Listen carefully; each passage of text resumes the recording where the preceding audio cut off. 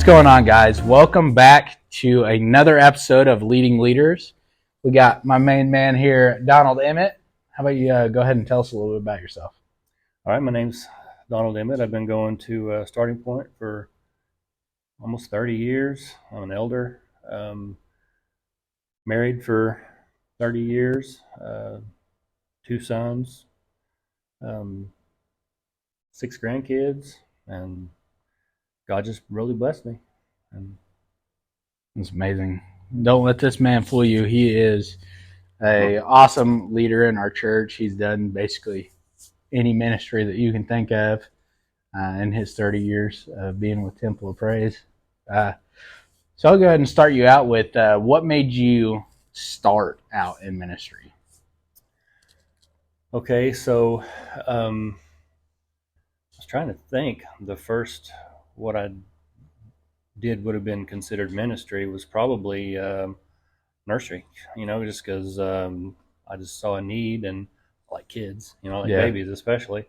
And on the Sunday nights and stuff, I'd be in the nursery, and just kind of grew from there. I was man, that's a long time ago. It's hard to Tracing it back. Yeah. So there was the Christian Pathlighters we did for a while. It's kind of like a Boy Scout kind of a deal, That was pretty neat. And just children's church, uh, and did that for a long time. I was the teenage Sunday school teacher for a few years, and it was kind of started out as the assistant, and then it was me, Yeah. um, I was Jim's Sunday school assistant. I would kind of I don't know if you call it lead the service in the mornings, but like every first Sunday, I think it was the first Sunday of the month, I would kind of do what Brother Billy does, and I wasn't as good at it as he is, but I tried. And lead congregationals, can't carry a tune in the bucket. I don't know why they had me do that. But yeah, it was just, and then of course the van, driving the van for Wednesday night service, and did that for a long time. And, then became a deacon, and just the last year or so, became an elder, and it's just a lot of responsibility, but Yeah. God's good. Yep. Man, I love that you said that you just saw a need and you just jumped in and filled it. And that's what I think a lot of people, basically anybody that has done ministry, you're either jumping in to fill a need or you're thrown in to fill a need, one of the two. Yeah, because the years driving the church van, I did not feel called to do that. Yeah. It was just it was a need that needed to be filled, Yeah. and I don't regret doing it at Yeah. all. There was just a lot of good things, come from that. You get to, see where these kids come from, and see, it's sometimes not a, Yeah. not a good situation that you pick them up out of, and you realize that you only have these kids for maybe 2 hours a week, Mhm. and so it's hard, to just see that, and you just realize that these kids need God, Yeah. You're bringing them to a place that's going to show them God, Yeah. so it's a big responsibility. Well, and I think that's one of the biggest things that people don't understand. Me, I do van ministry right now for our youth and stuff, and I thought it was awesome that you hit on van ministry, because that was what actually my next question was. What would be your advice for somebody doing van ministry, starting out? Because I know it's a lot of people look at it as something scary to do, and It's not easy. Yeah, by no means. It's not easy. It's hard. I mean, the kids don't want to listen sometimes, and you got um, to just be there for them, Yeah. and a lot of times, what always stuck with me is, even though I didn't really want to be on that bus, driving those kids around, they always want to be the last one to get dropped off. Yeah. And I always thought, and stuck with me, is what would they not rather go do than just ride around in this old bus with me, or in this old van with me, Yeah. And it makes you think, wow, these these kids really, Yeah. they need something, Yeah. Um, your wife, I picked your wife up a lot, when she Yeah. was a teenager, and just, you still see these kids. You see them at, working their jobs, they're at Walmart or the hardware store, or just around town. It's a small town, so you're going to see people, and all you can really hope is, well, I hope I made a difference, Yeah. in their life, and so, you know, it's just take it serious is all I can really say. Is Yeah. it's not just a ride, Yeah. I For mean, sure. sometimes it's a shoulder to cry on, or Mm. if you will, or you know, be a confidant to these kids that just need to, spill their guts. Just Yeah. just listen to them, and you know, pray with them, and just do the best you can. Yeah. And I definitely agree with you on that 100% because um, sometimes people don't see that you end up becoming that person that um, they can talk to about hard stuff. Right. I just had a conversation with one kid about, how important it is to that he keeps doing what he's doing because he's ministering to his friends by just being there, Right. being that person that's there Mm-hmm. to listen.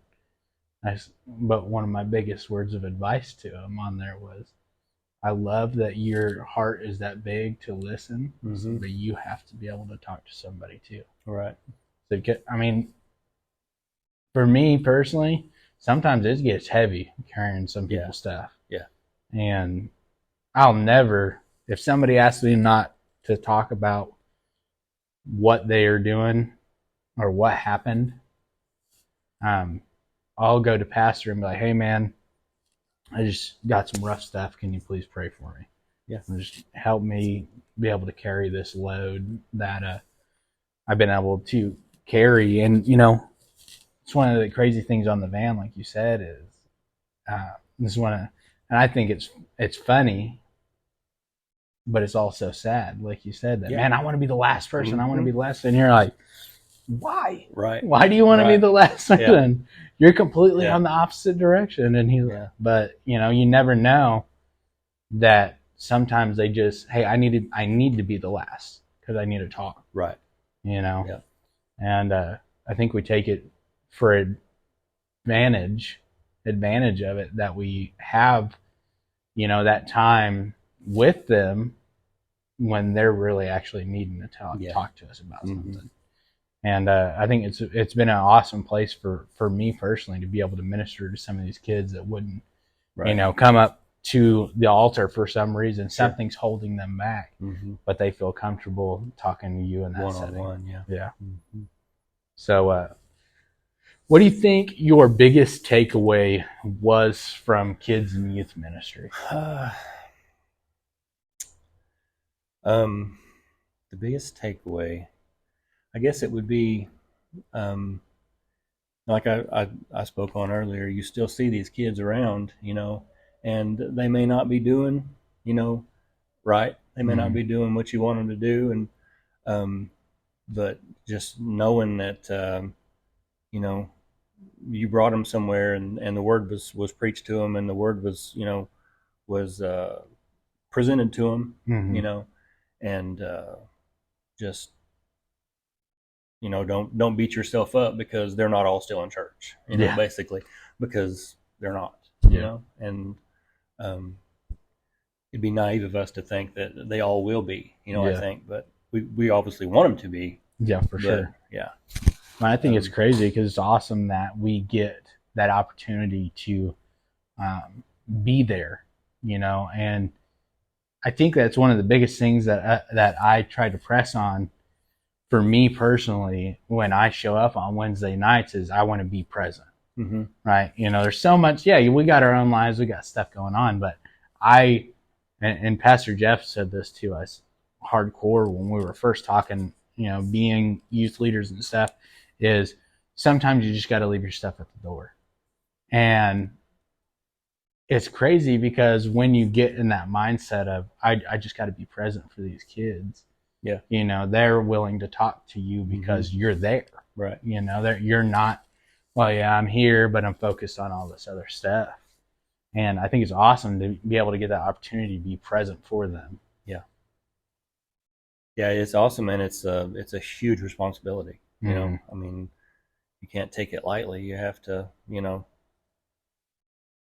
be there. Yeah, you got to be there, because you might be one of the most stable influences in their life. I mean, because a lot of the kids that, we would go pick up, there'd be, a different boyfriend or a different girlfriend or, stepdad or stepmom, if you will, there every month or something, and you just have to be stable. You have to be consistent and,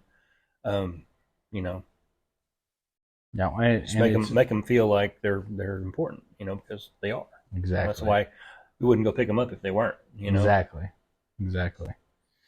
So this one, I think God laid on my heart because I know you as the guy that no matter what's going on, if you're called, you're gonna come help. Like if you can do it, if you have that capability, right, you're gonna be there. And sometimes it's hard when you look at it because sometimes you feel like I'm always here for you, but then on the other hand, you're like, well, I called people for help and they didn't show up. So I guess my question for you is, how do you continue to help everybody when you feel like no one is there for you? Oh, it's not that I don't feel like there's no one there for me. I don't. A lot of times, no fault of my own, or just my own fault. I just don't ask for help. Yeah. And a lot of times I get myself into situations where, oh man, I should have asked for help. You know, but I'm just that way. I just, a lot of times I just won't ask for it. And I'm not the kind of guy that if I don't show up for something, I don't need somebody to come by and check on me. I don't need anybody to call me and say, hey, we missed you. I understand people are that way. Some people are. Yeah. I'm not so much that way. I'm just, I don't know what the word for it, but I don't need to feel, no, like acknowledged. There you go, acknowledged. Yeah. And let me clarify with this question. I wasn't directing it that you didn't feel like no one was there for you. I was saying, how would you help somebody if they were feeling that way? Oh, well, that's a tough question, I guess, because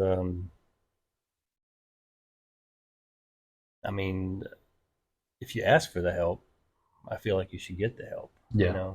And if you're asking for the help, you're not getting the help, then there's a bigger problem somewhere that needs to be addressed. Well, and I told somebody this the other day because I asked for some help from some guys and they showed up, and he's like, "Man, what would you have done if I would have told you I was coming and I didn't show up?" I said, "I'd never asked you for help ever again." Right? What do you mean? And I feel like, and like you said, I'm really bad about it too. Thinking, nah, I got it. Yeah, I can do it. Yeah. And I think that goes to a, not necessarily a pride thing, but a thing in my mind that I don't need the help because I got it. Right. And in all actuality, like, I'll use plumbing for example. I'm not a plumber. I hate plumbing. I cannot do plumbing. And I know people that are plumbers, but I would try it myself before I ask them for help. Mm-hmm. And failing already before, and then still, nah, I got it. That was just a mishap before. And I think that a lot of us miss the thought that the reason why it's so easy to be like, hey, Donald, can you help me do this? Is because we're supposed to be that for each other, Right. you know? Yeah. We're a body of broken people. Mm-hmm. And some people, you know, come from messed up households. Some people don't have that reliability of family to come help them. And you end up being their family because we're a body of believers, right? Right. And I think that sometimes it can be misconveyed or misconstrued on what being a body is actually like, you know, because it's all like, oh, well, I'm there for you at church. Well, being a body of believers is being there for you regardless Right. of what's going on. Mm-hmm. But, you know, that's one of the things I definitely 100% wanted to give you respect on, because, you know, I'm not trying to boost you up or nothing, but Right. from what I see is no matter what, you've always been there to help whoever asked for it. Well, you know, it's just, I think that's what you should do, Yeah. you know. And don't get me wrong, I'm not saying the way I am is right, you know, by not wanting help or not asking for help. Probably not the best. I mean, I've gotten myself into situations before where, man, I should have asked for help, you know. Yeah. So, you know, don't get me wrong. I'm not sitting here trying to say that, you know, I'm right. Yeah. Because, you know, a lot of times I'm not. But that's just the way I am, you know. It's good though. That's a good character to have. So, what was the hardest adversity that you had to overcome in ministry?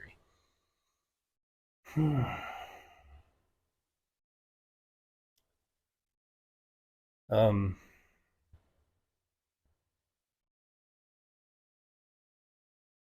I don't know. That's a hard one too, because I don't really feel like there has been any. I mean, other than just, you know, um, what's the,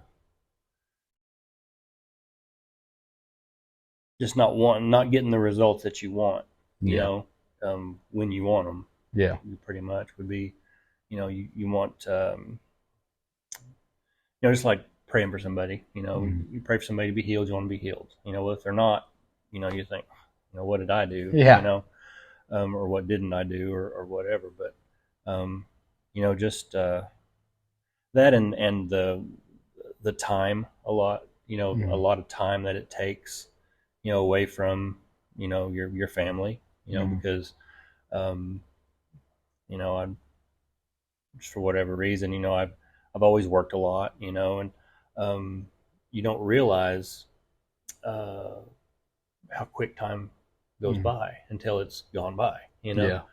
Yeah.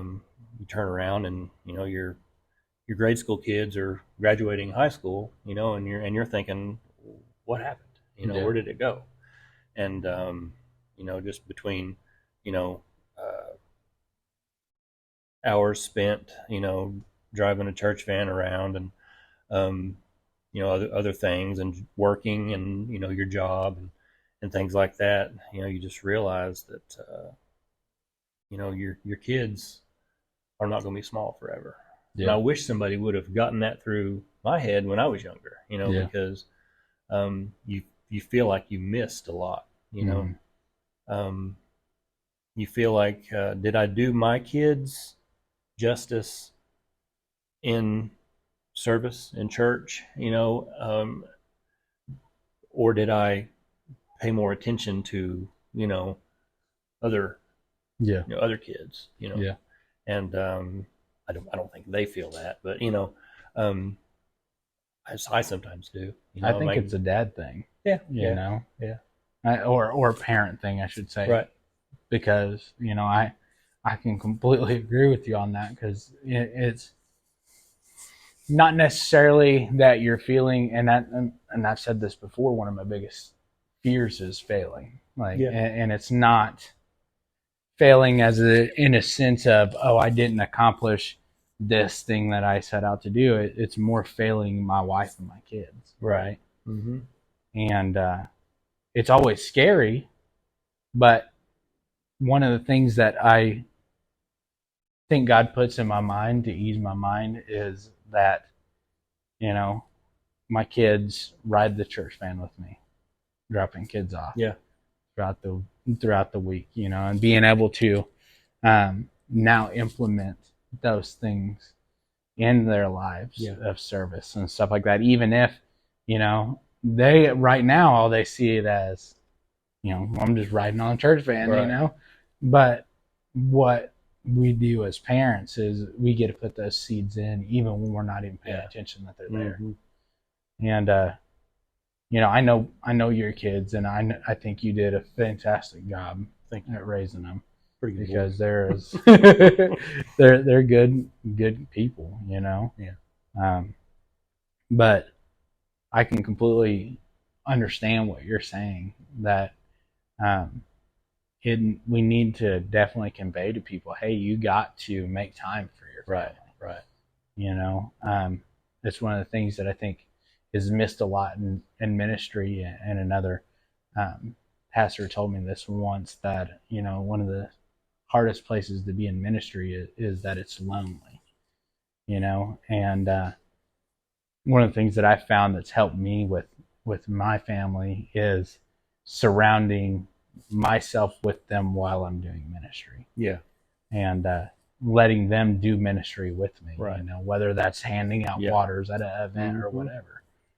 And I think it's crazy because, now you get to pass that information. Hey man, if I had one thing to tell you, to make sure you spend more time with your kids. Right. And it's a hard place to be, man. It's making that place in between job, church, getting the hours that you need to prepare for a service or whatever.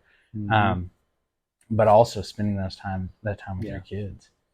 So I completely agree with you there, 100%. So my last question I got for you is going to be, what would be your piece of advice to somebody starting out in ministry?